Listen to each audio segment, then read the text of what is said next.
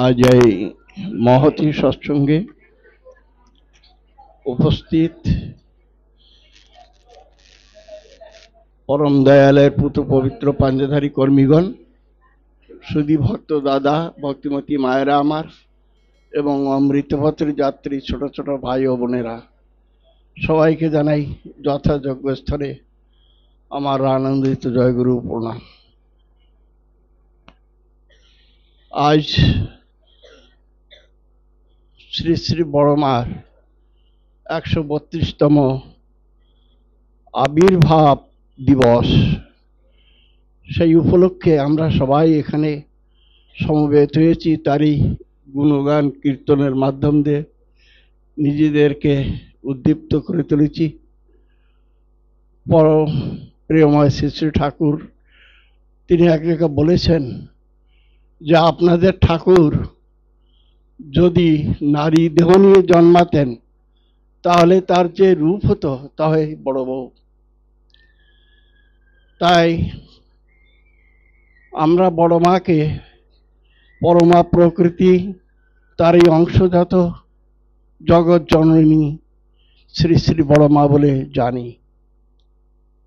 পরম পূজ্যপাদ বিগত আচার্যদেব শ্রী শ্রী দাদার ভাষায় তিনি বলছিলেন যে তাদের অভিন্ন সত্তা হলেও একই রূপে তারা পূর্ণ প্রকাশ।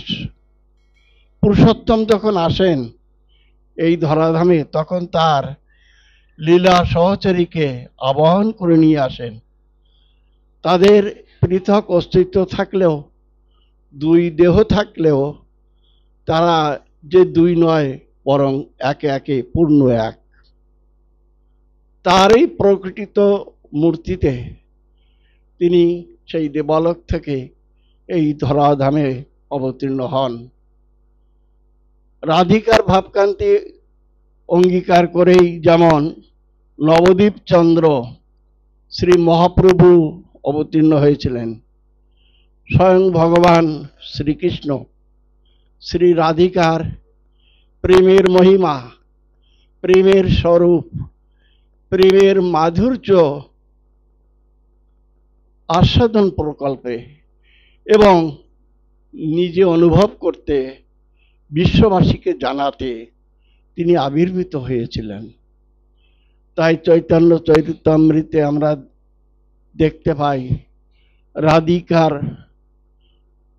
ভাব অঙ্গীকার করেই তার আস্বাদন প্রকল্পে তিনি যুগে যুগে আবির্ভূত হয়েছিলেন।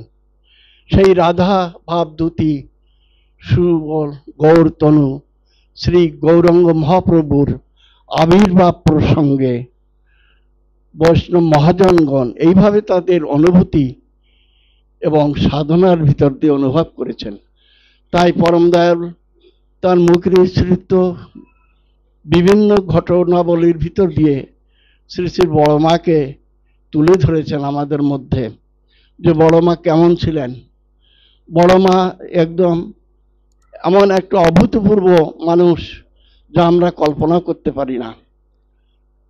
শ্রী শ্রী বড় মার বৈশিষ্ট্য বর্ণনা করতে গিয়ে পরম দয়াল বললেন তিনি স্নেহময়ী রূপে ছিলেন, বাৎসল্য ছিল, তার অসাধারণ সহন শক্তি ছিল, সহ্য শক্তি ছিল, সীমাহীন দয়া মায়া, তারপর তার অনুভূতি সম্পন্ন, তার অসাধারণ কর্তব্যবোধ, সংসার পরিচালনার ক্ষেত্রে তার অন্যান্য সাধারণ ভূমিকা এবং গভীর বুদ্ধিমত্তার পরিচয়, সার্থক রক্ষণশীলতার পরিচয় আমরা সেই শ্রী শ্রী ঠাকুরের ভিতর দিয়ে বড় মার উপলক্ষে যে বর্ণনা দিয়েছিলেন তার ভিতর দিয়ে অনুভব করতে পারি।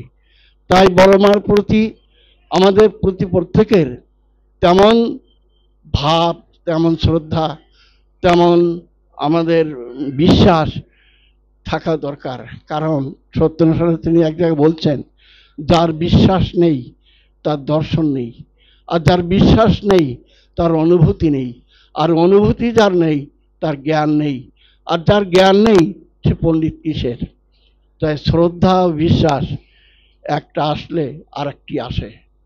তাই আমাদের তদ্রূপভাবে চলতে হবে। শ্রী শ্রী বড় মার প্রতিটি চিন্তা ভাবনা, কর্ম, প্রতীক্ষা, জ্ঞান, ভক্তি, সেবা একমাত্র পরম দয়ালকে কেন্দ্র করেই প্রতি মুহূর্তে পরিচালিত হতো। শ্রী শ্রী ঠাকুরের সেবা, ঠাকুরের পূজা এবং তাকে সদ্য পুষ্টি রাখার ভিতর দিয়ে এবং তাকে সদা জাগ্রত রাখার ভিতর দিয়ে সর্বসত্তা দিয়ে তাকে ভাবা ছাড়া শ্রী শ্রী বড় মার আর কোনো চাহিদা ছিল না। তার প্রতিটা ইন্দ্রিয় গ্রাম জীবন দেবতার তুষ্টি পুষ্টি গঠনের জন্য সদা জাগ্রত থাকত।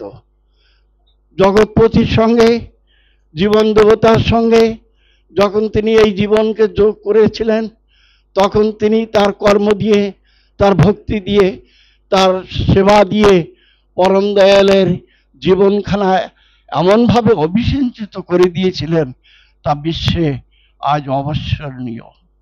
তাই শ্রী শ্রী ঠাকুর তার নারী শিক্ষা, তার নারী নীতির মধ্যে মেয়েদের চাল চলন এবং ইত্যাদি বিভিন্ন বিভিন্ন পর্যায়ে পর্যালোচনা করে তিনি ভারতীয় নারীদের বৈশিষ্ট্য তার বিভিন্ন আলোচনায় বাণী ও ছড়ার মধ্যে বিস্তারিতভাবে তুলে ধরেছেন। তিনি নারী প্রসঙ্গে বলতে গিয়ে আলোচনা প্রসঙ্গে তৃতীয় খণ্ডে বলেছেন যে নারীদের বা মেয়েদের বড় ইউনিভার্সিটি হলো তাদের সংসার, তাদের শ্বশুর বাড়ি, তাদের বড় ইউনিভার্সিটি। পূজা পার্বণ, শ্বশুর শাশুড়ি, জাওয়ালি, দেওয়ার ভাসুর, ননদ ভাগ্নে, কুটুম্ব, স্বামী পুত্র কন্যা, ঝি চাকর, পড়শি, গরু বাছুর, গাছ গাছালি সব কিছুর দিকে সামলে নিয়ে তাদের এই সংসার, সব কিছুর সেবা দিয়েই তাদের এই সংসার। তাই তিনি বললেন যে মেয়েদের আলস্য থাকলে চলবে না, তাদের হীনমন্যতা, বদ মেজাজকে বিদায় করতে হবে। হীনমন্যতাকে বাদ দিয়ে প্রশাসন চিত্তে গুরুজনদের শিক্ষা ও শাসন মাথা পেতে নিতে হবে, তবেই মেয়েরা পরীক্ষা পাশ করতে পারবে। যাই হোক, আমি আর কি বলবো, এখানেই দু কথা আমি বিরাম দিচ্ছি।